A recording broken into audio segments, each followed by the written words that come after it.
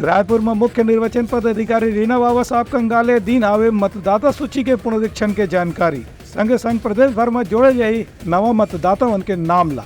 प्रदेश में आगामी लोकसभा चुनाव न देखत मतदाता सूची के पुनरीक्षण के काम एक बार फिर से शुरू कर दिए गए हैं। आज 6 जनवरी के प्रदेश के सभी मतदान केंद्र में मतदाता सूची के शुरुआती प्रकाशन करेगी।